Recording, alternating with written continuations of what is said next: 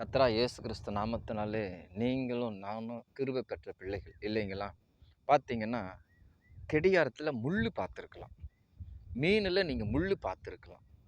அப்புறம் நெரிஞ்சு முள்ளு பார்த்துருக்கலாம். இப்ப பார்க்குறங்க சப்பாத்தி கல்லுல என்ன இருக்குன்னா, சப்பாத்தி கல்லுல ஒரு முள்ளு இருக்கு. எவ்வளோ முள்ளுகள் இருக்கு. இன்னைக்கு கிறிஸ்துவ சமுதாயம் பார்த்தீங்கன்னா, தமிழ்நாடு, இந்தியா, உலக அளவுல முள்ளு தாங்க இருக்கிறாங்க.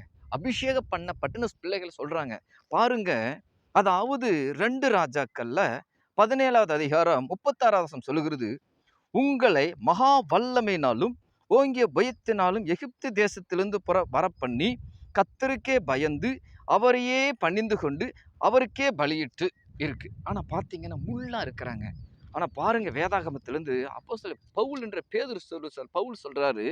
பாத்தீங்கன்னா, அதாவது 2 கொரிந்தியர் 12வது அதிகாரத்துல 7வது வசனத்தை பார்க்கும் பொழுது, ஒரு முள் கொடுக்கப்பட்டிருக்கிறது, என்னை நான் உயர்த்தாதபடிக்கு அது என்னை குட்டும் சாத்தானுடைய தூதனாய் இருக்கிறது.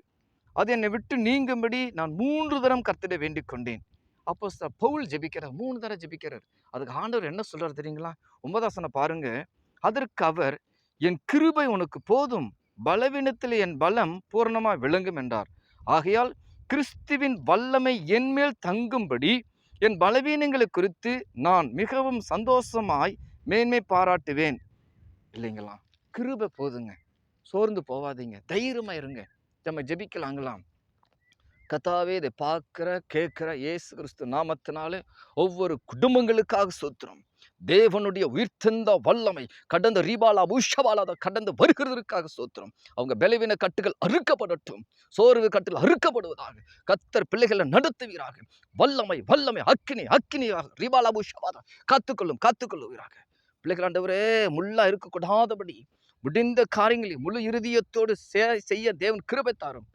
ஆண்டவரே, பிடித்ததை செய்ய, பிடித்த படிப்பு படிக்க, வாழ்க்கையில உயர கர்த்தர் கிருபை தாரும். மகிமைப்படும், காத்துக்கொள்ளும். கர்த்தரா இயேசு கிறிஸ்து நாமத்தில் கேட்கிற நல்ல பிதாவே, ஆமென்.